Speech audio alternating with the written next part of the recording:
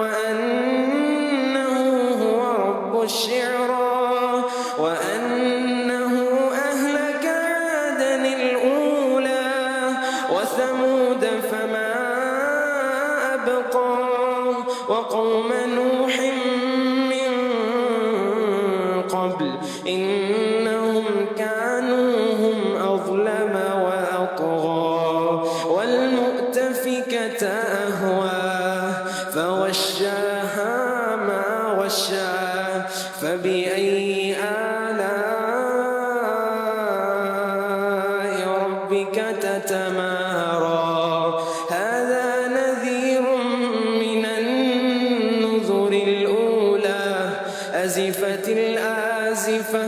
ليس لها من دون الله كاشفة أفمن هذا الحديث